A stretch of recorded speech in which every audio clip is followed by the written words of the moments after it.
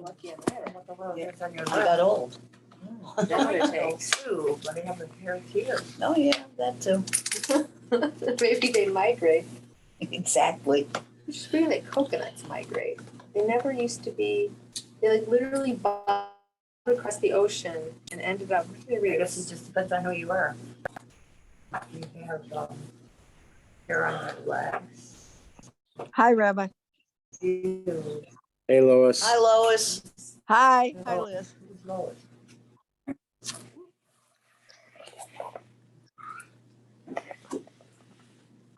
There she is, waving.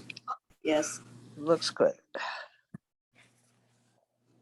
Coconuts floated over from Asia 500 years ago. They just bobbed on over. And now we have coconut trees in Now we- Hawaii. Yep, now, yep.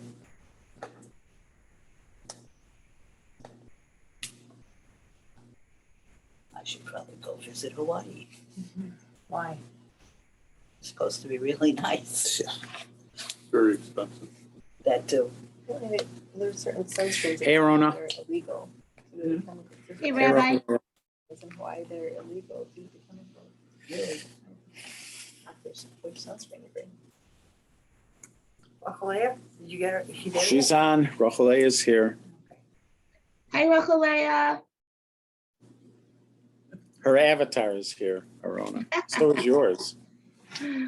All Yeah, Jews look you have alike. little All white- Jews look little white alike. bodies over Lois, Arona, Rochelle, they all look exactly alike. The avatar. At least when I zoomed, I was a cat. Yes, you did provide us with that.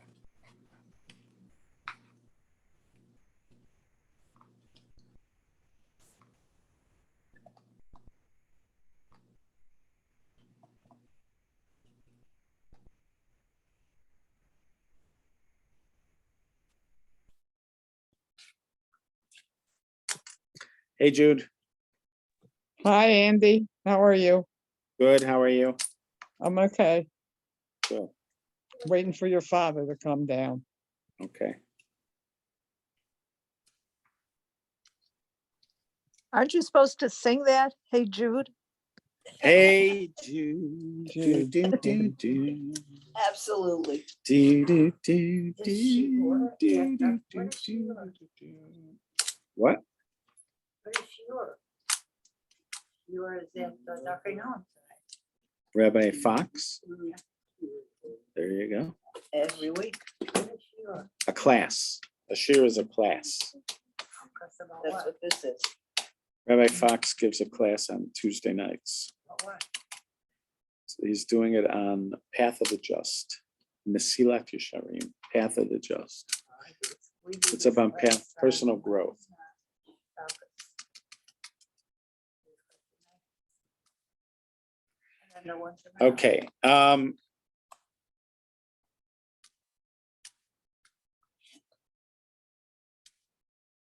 So this week is Korach. It's the rebellion. The rebellion of Korach Coffee? and his followers, which is categorized for some reason, even though it's a very specific rebellion about specific issues. It becomes the great symbol for machloket. Machloket could be translated as division. Sometimes arguments are called machloket. It's what happens when Jew fights against Jew, when factions are created and factions are fighting against factions. And in Pirkei Avot, it says, what's an example of a machloket, not for the sake of heaven? That is Korach and his community. What's an example of machloket for the sake of heaven? Hillel and Shammai. So there is disagreement. You can even have factions, the school of Hillel and the school of Shammai. Sometimes disagreement is good, and sometimes disagreement is not good. Machlokes can either be for the sake of heaven or not for the sake of heaven. If it's for the sake of heaven, good. Not for the sake of heaven, bad. The word is, machloket has the word chelek in it. Chelek means a part. It seems to suggest that you've got a whole or something that was a whole, and then you have parts that break from each other, and that they at some point are in contest with each other.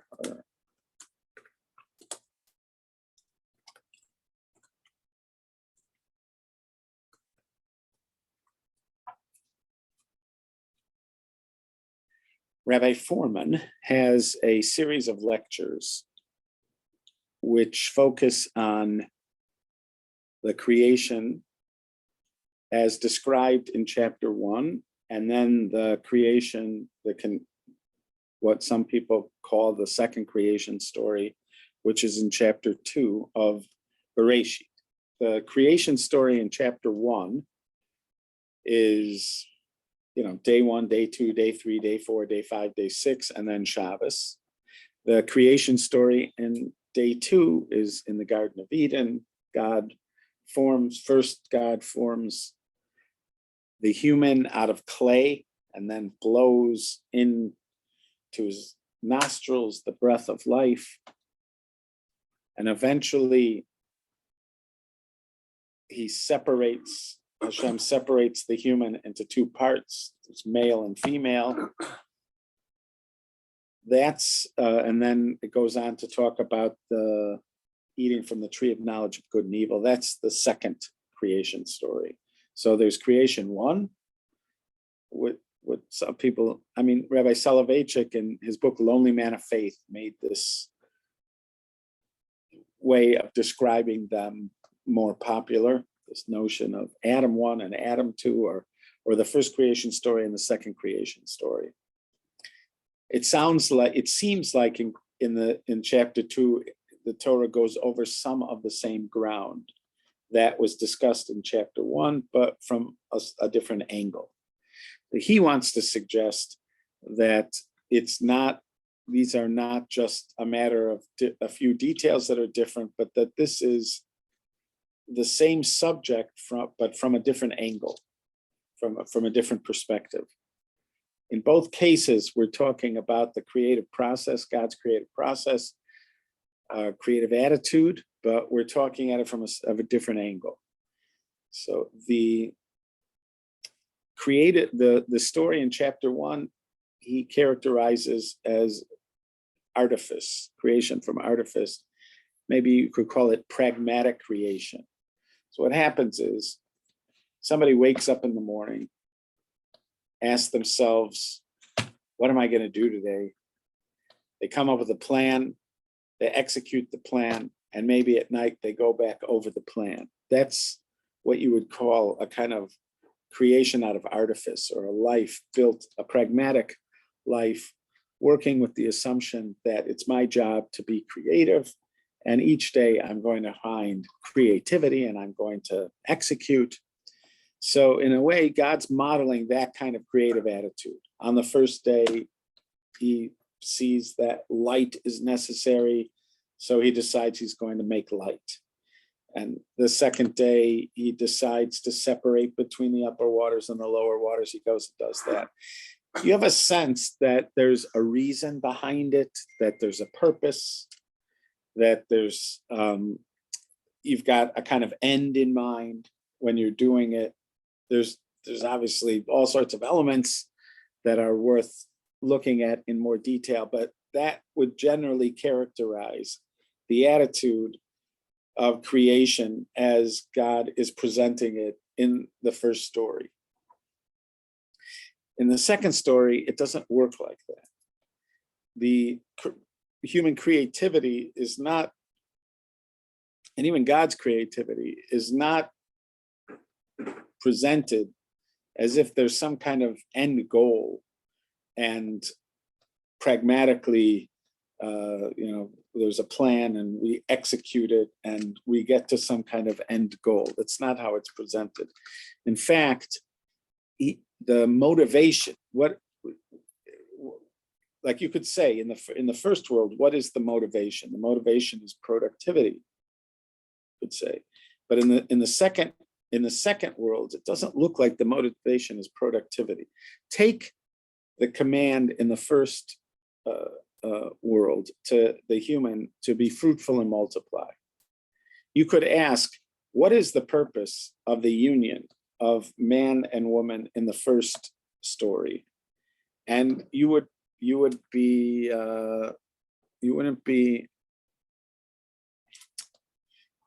far off. It would be logical for you to say that the purpose of the union between man and woman is to be productive, to be fruitful and multiply. That's what God says right off the bat. Be fruitful and multiply. It says God creates the human, male and female, he created them. It's not, in fact, if you look at the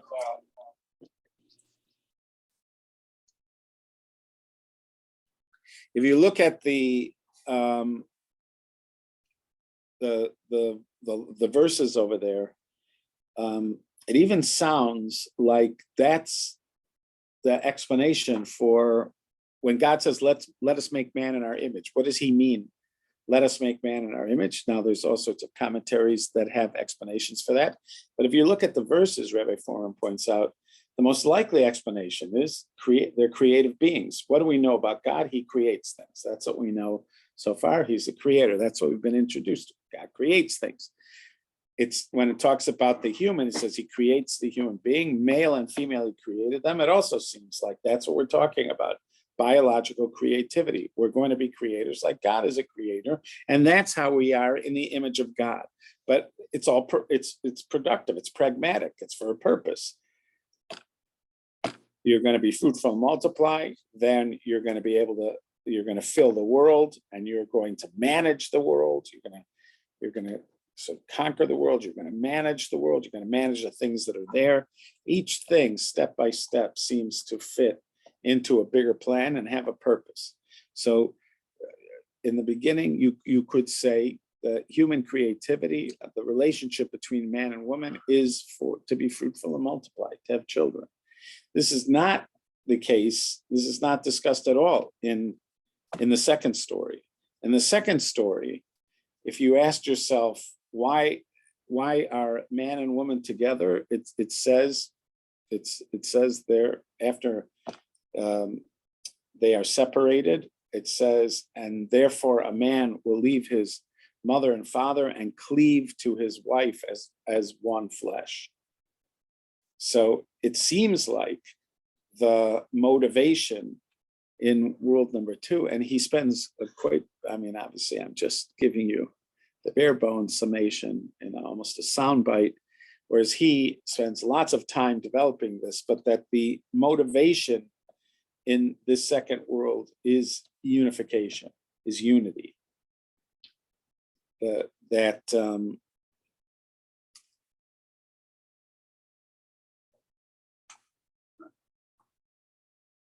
Weirdly, it seems like even man and woman are separated to unite, for the purpose of uniting, to become one.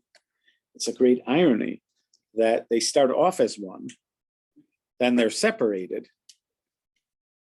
and then in the separation, they are driven to unite again. Why not just keep them the way they were originally as one being? Why separate them just so that they can unite again? So you could argue that somehow it must be that this second unification is more powerful than the original unity, that there's something that gets added, an extra energy, an extra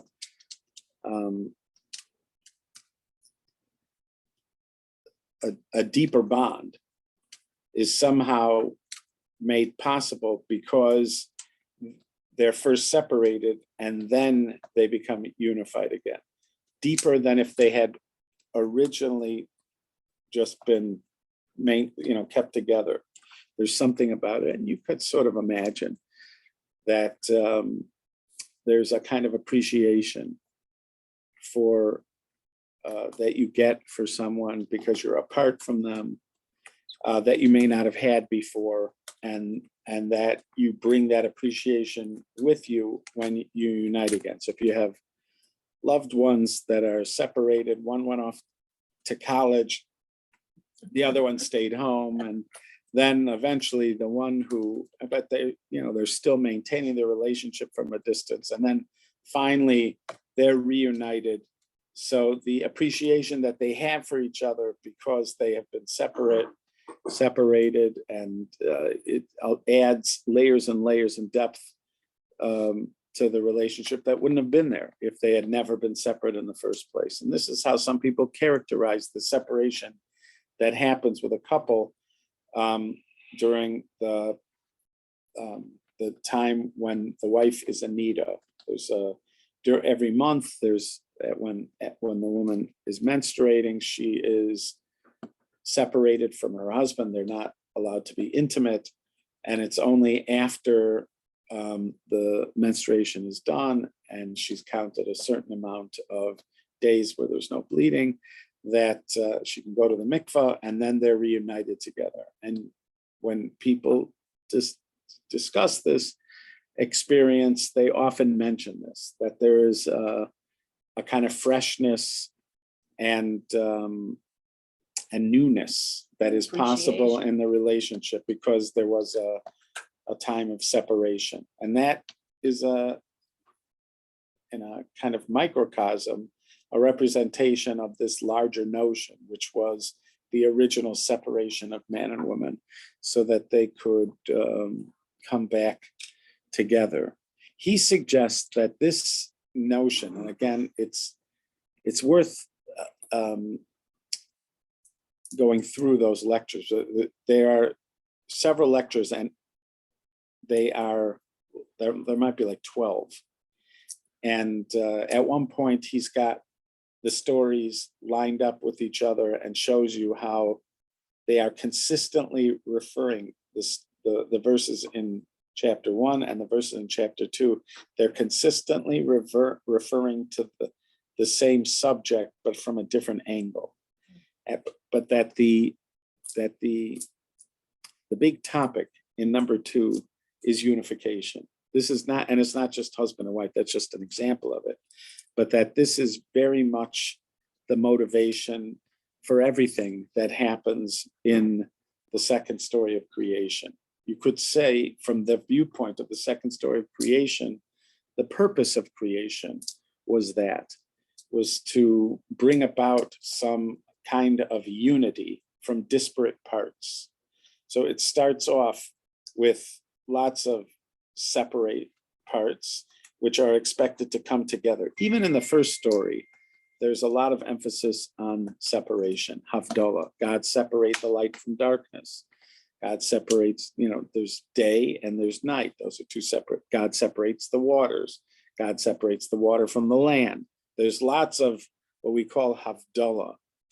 There's a lot of separation that seems to be happening, especially like in the early stages of creation. Creativity in general has almost every creative experience involves making distinctions and separations, at least in the beginning, before you have whatever the final whole is. But in the process, there's attention to separating. If you're painting, there's an original, separation of the colors on your palette. Eventually, they come together in something, but initially, there's the separation of all the various elements that you're going to be using. Again, in the final product, it's all going to come together. or it's going to produce something that's a product of all these different things, but that thing is some kind of unified result that comes from it.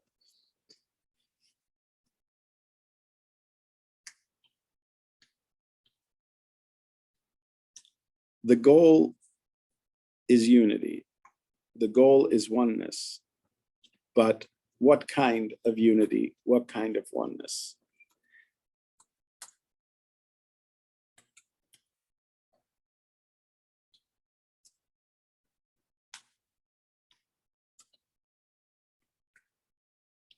So let's say we have something that's united and we see it breaking into pieces. So there is a breaking into pieces that's part of a natural process that's healthy. And there's a breaking into pieces, which is part of something that's very unhealthy. It's not always obvious at first which you're witnessing.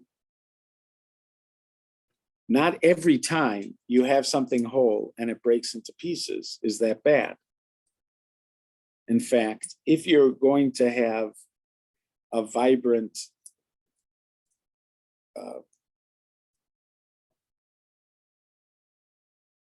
meaningful whole, it would appear, it needs to have times where the pieces are breaking apart and then coming back together. That seems to be the model, even for something that is very healthy. It's not natural and not healthy for something to be whole and just remain that way the whole time in its original wholeness. It doesn't seem to be the case.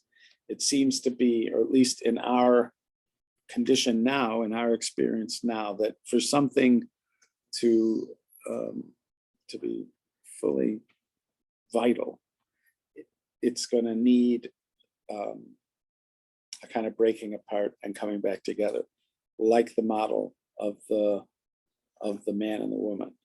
In some ways, the moon is sort of a symbol of this, because the moon moves towards wholeness, and then it looks like it's in a piece of the original whole, and then it goes down to nothing, and then it grows towards wholeness again, and then it moves back in a kind of dance, which in Hebrew they sometimes call ratzo v'shov, where you're moving towards something and moving back, and you're moving towards something and you're moving back. So in this dance, we move towards wholeness and then we step back, and then we move towards wholeness and we move back, and we move towards wholeness and we move back. This is even related to this notion that we're talking about, machloket, where you have a whole and then pieces form. And and not only are these pieces forming, but at different points, these pieces appear to be in conflict. They appear to be in conflict. They're in opposition to each other and possibly in conflict. Even then, when I see them in opposition to each other and possibly in conflict, that's still not a proof that this is something bad that's happening. It still could be something good that's happening. So again, you have Korach and his group that are in conflict with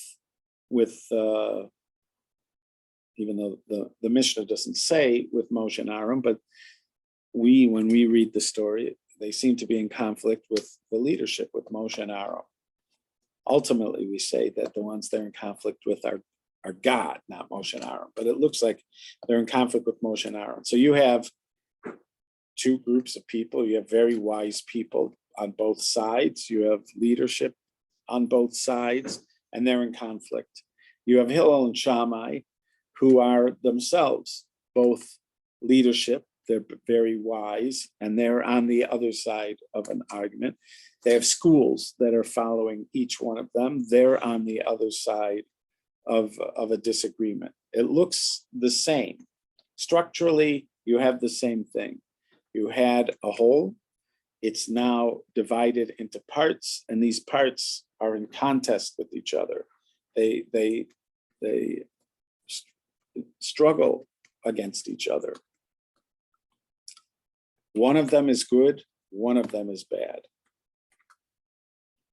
The Hillel and Shammai one is good because we say their argument is l'shem shamayim, for the sake of heaven. The disagreement with Korach and his community is not because it's not for the sake of heaven. That's where it ends up boiling down. If you look at everything else, they look the same.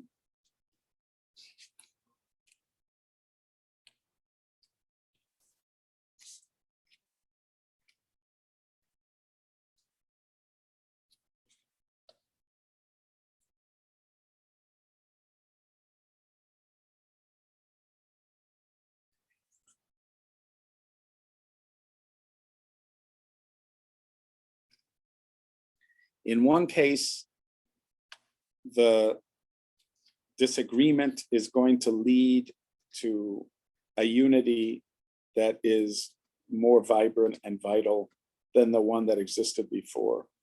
In the other case, its goal is not a unity. Its goal is fractiousness, and it will not lead to a unity that is more vital and vibrant.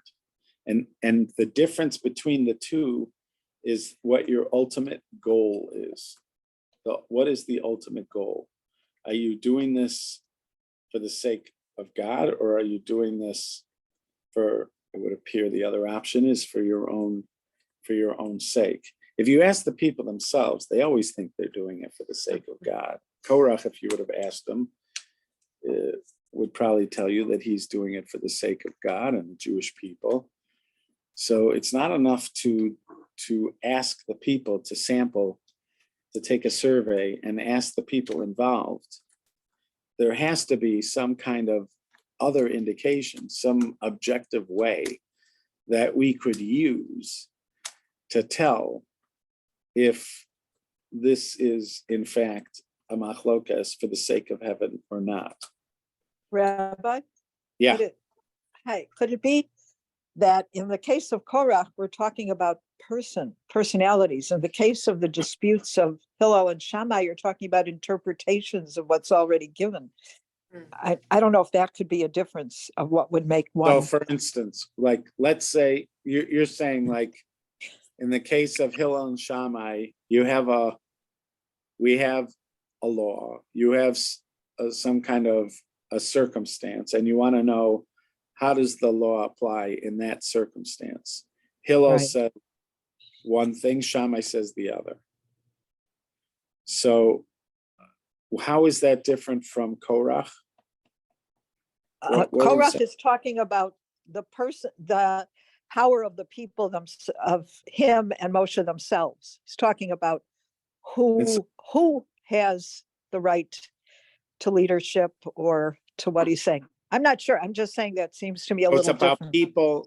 So you're saying Korach, in his argument, it's about people. Authority. It's about authority. Authority of a person. Right. It's about people and their authority. Whereas in Hillel and Shammai, it's about the application of the law. How do you apply the law? You're most interested in the law as opposed to power and people. Oh my gosh, I love what she's saying. I feel like I understand it perfectly.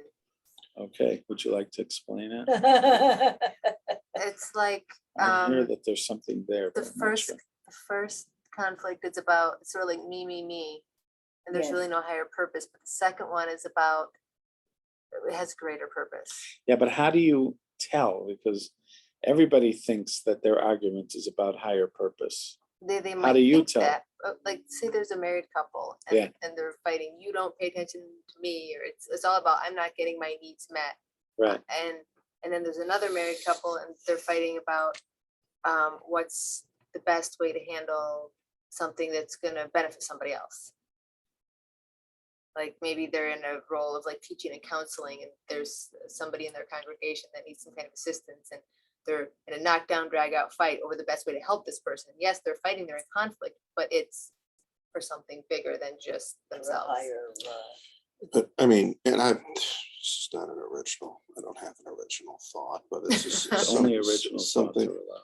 that's something I mean, it, from what I understand, you know, it is about interpretation, and Korach is interpreting the law as it's breaking down, you know, God commanding us to be a holy people.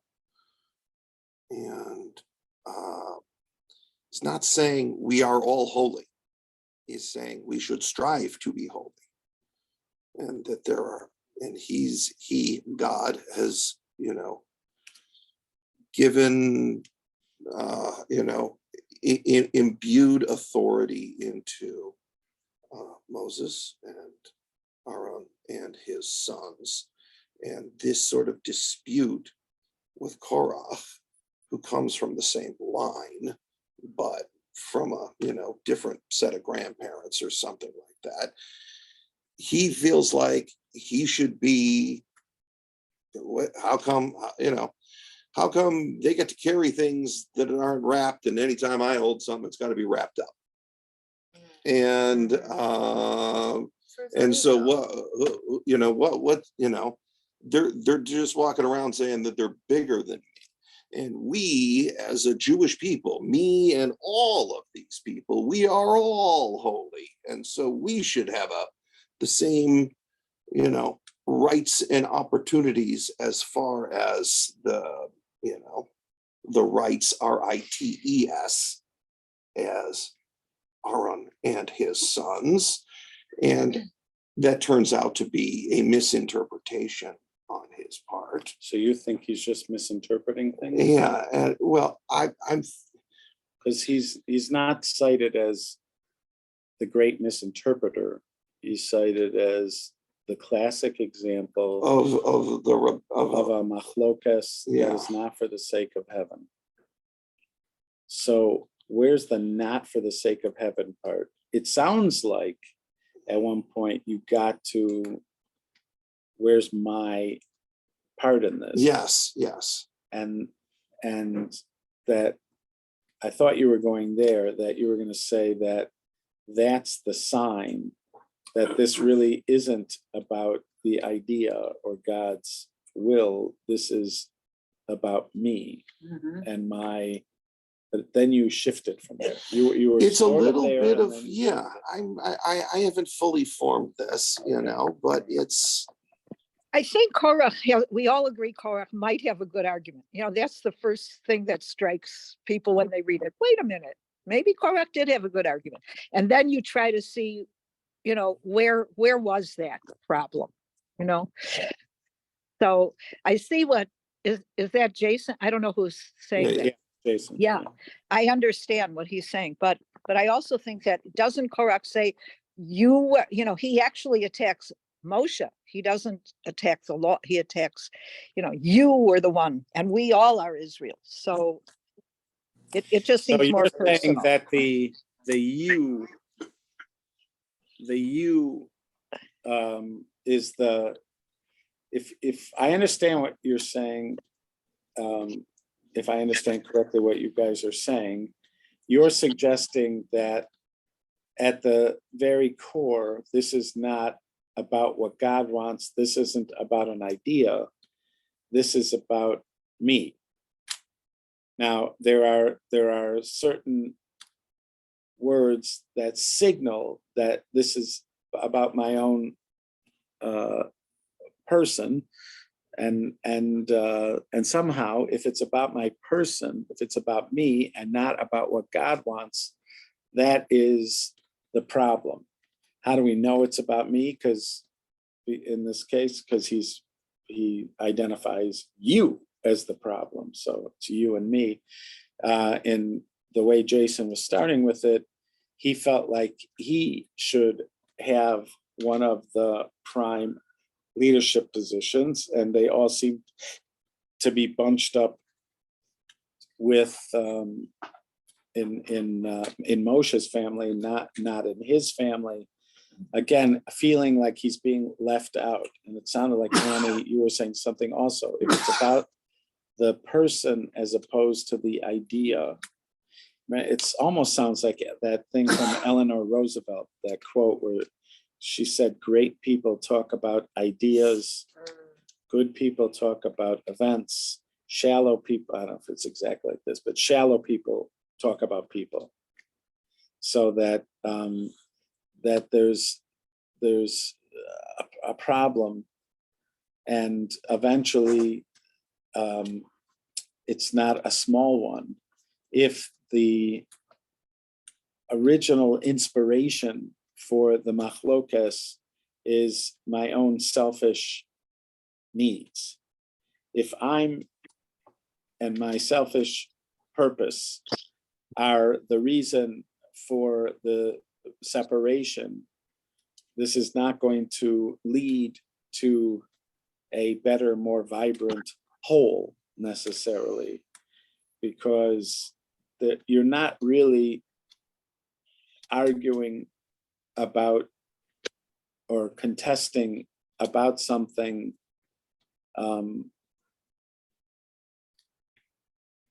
it's not about the idea. It's Well, not it's like, I don't think Hillel would say to Shammai, if they're arguing about if you should light Hanukkah candles 8 down or 1 up, I mean, you're talking about potential and you're talking about real philosophical ideas. And I Right. think the Torah talks about authority. I think that's, that seems to be perhaps. I mean, I found a little bit of this, Josh, that I'm trying to interpret and trying to make sense of. And it says something about when Korach says, the entire community, all of them are holy. And it has something to do with his frustration over the fact that he being close to Aaron and, but being just another branch of that family, is sort of so close to having the kind of being able to have this closeness to God that Aaron has, that Aaron and his sons have, and the things that they are allowed to do and how they're able to, approach things in the Mishkan, et cetera, et cetera. I don't know. Is it kind of a jealousy, or is it a kind of a frustration that he wants to be that holy? And he wants to be able to do the kinds of things and approach God in the way that Aaron is able to approach. And he is frustrated that he is unable to do so. But you should know that anyway, if you characterize that as Korach's argument, what you mean is this is a bad argument. This is bad. Sure. Yeah. So no, then right, if right. you say that, then you have to explain why that's bad. Because you're saying what could be bad about, and yet it must be. But what could be bad if somebody is striving to have a position of closeness to God? Right. Why? And the sort fact of give I that want to all of the people. Right. I mean, it seems on the outside that he's trying to democratize things, as it were, and give himself and all the people the same opportunities to be close to God. But this is the second time you started with, really, it started with his own selfish desire to do it.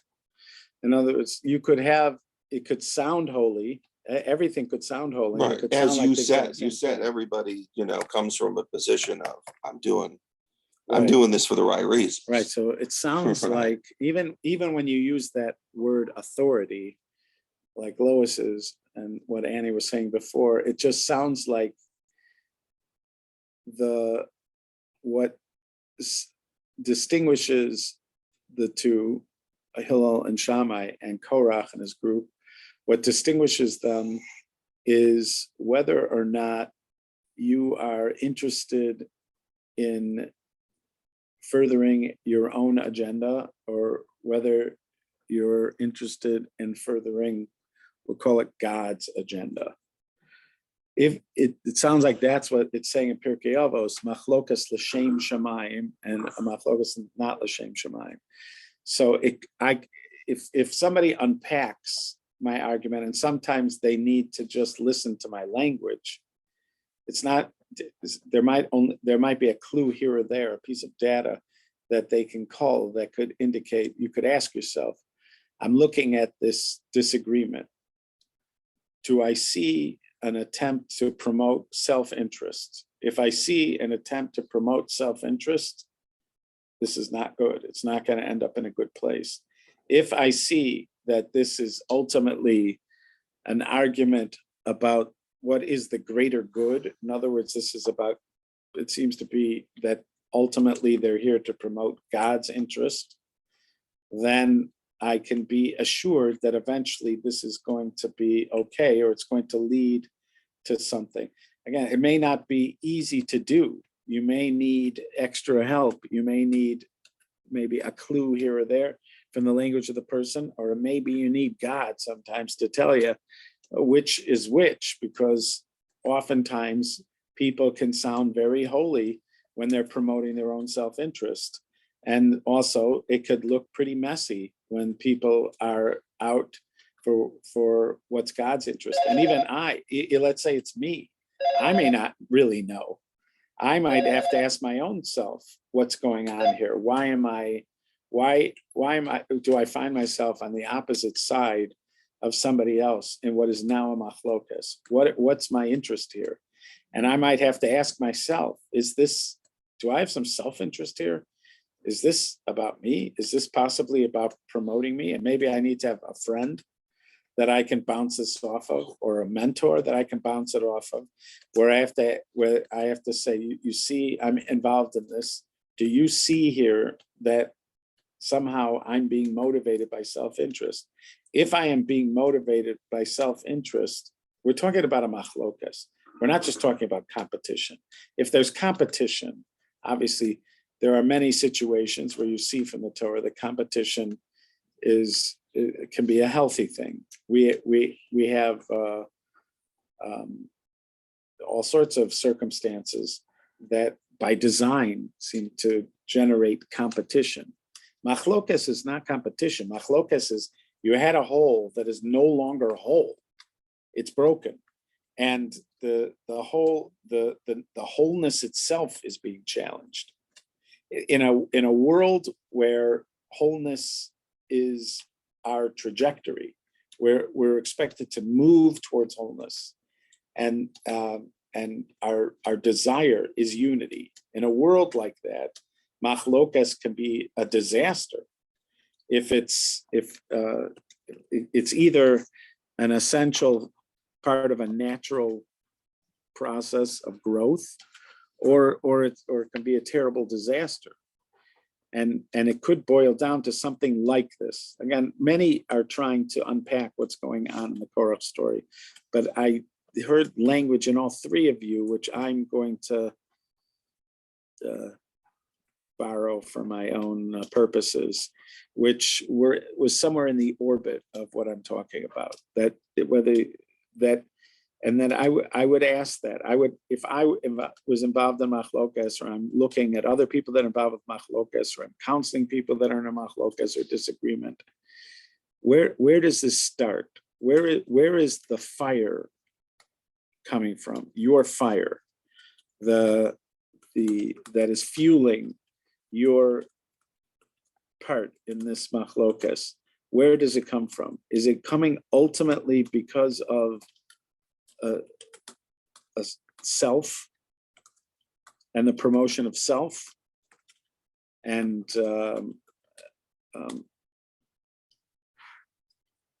winning, for the self?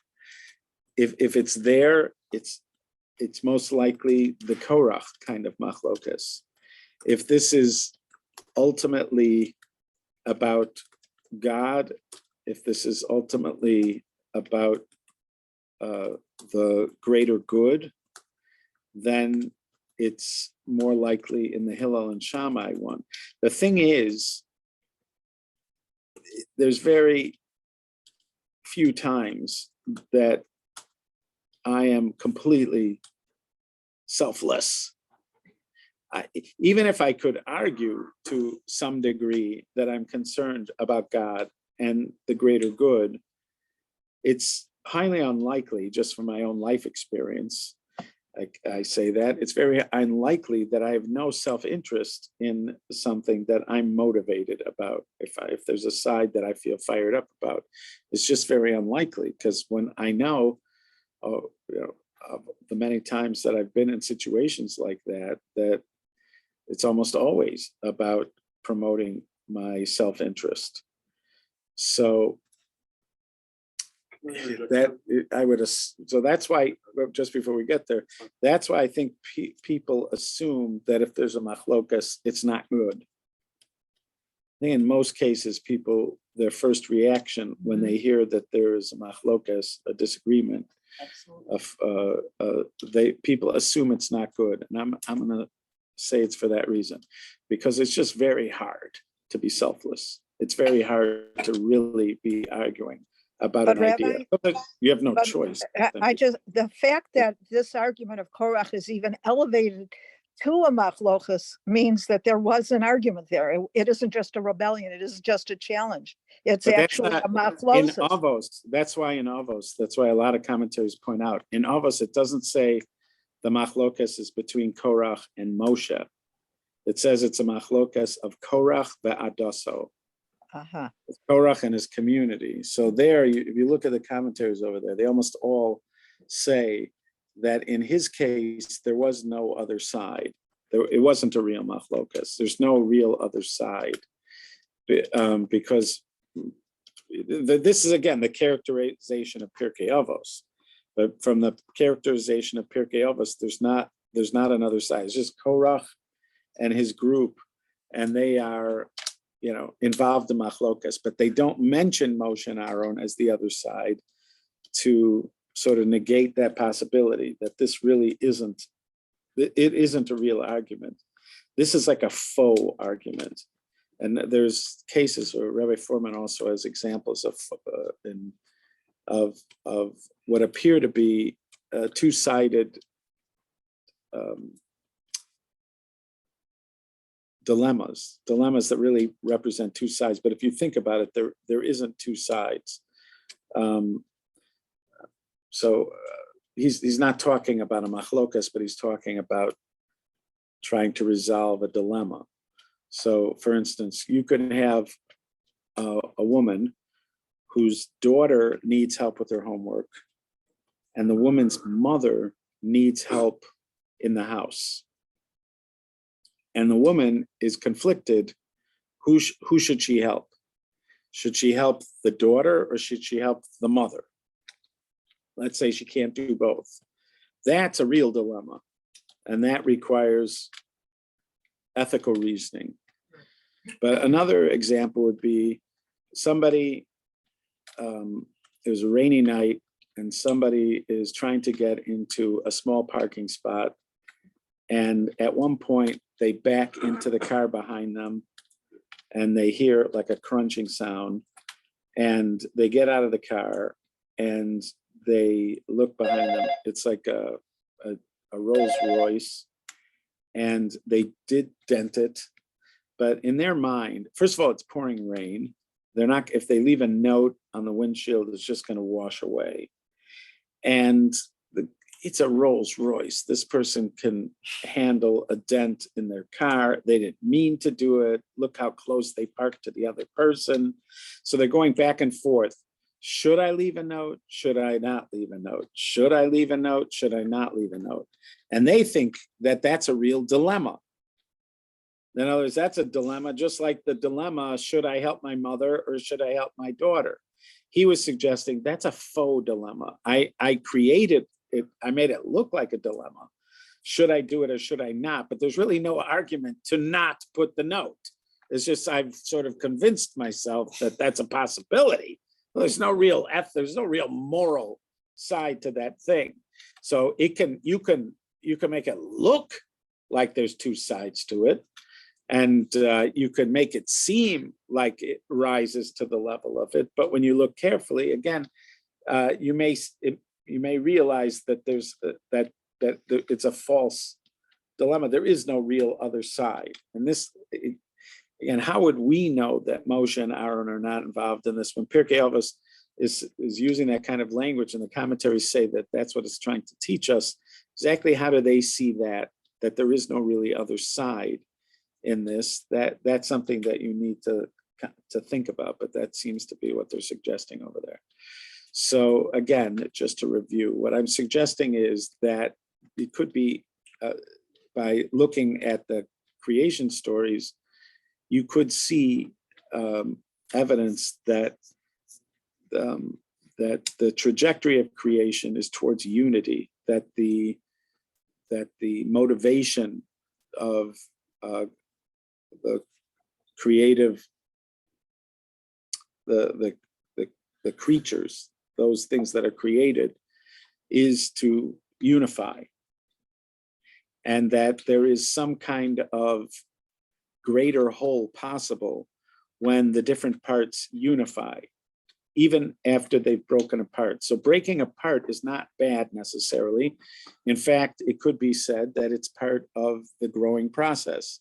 You have a whole, like you have a family, let's say a family that is a whole at a certain stage, and then the kids go off to college. So you have the whole, and then it separates. It feels like the whole has been broken. But then, eventually they get to a point where they have families, and now the family is bigger and deeper than it was before. Not exactly like it was before, but bigger and deeper than it was before. So you had a whole, it broke apart in order to make a bigger whole, it breaks apart in order to make a bigger whole, it breaks apart in order to make a bigger whole. So when things break apart, that's not necessarily bad. That could be very good, and it's important. The question is, how do you tell when it's breaking apart for good or it's breaking apart for bad? This answer is almost too simple, because we know it's very hard to tell. But it could be one of the factors that you would be looking for if you had a checklist that you were going down in order to determine, is this breaking apart good or is it bad? One of them would be, am I breaking away for the purpose of asserting my own position, developing authority or developing power, or is it somehow, am I doing it for my own interest? If that's the case, we should say it's at least a warning sign. The truth is, when a kid is breaking away from the family to go to college, they're also doing it for their own self-interest. They're not doing it for a higher idea. And yet it's not bad. So this is not enough, but it's at least something. It's an element that's worth checking into, because it does seem like this was present in the Korach thing, and it could be at least one of the things that would be an indication that this is a machlokas that's not for the sake of heaven. What's the problem with the machlokas? It's not for the sake of heaven. It won't lead to greater unity. It won't lead to a more powerful and more vital unity. The only one that is for the sake of heaven can do that.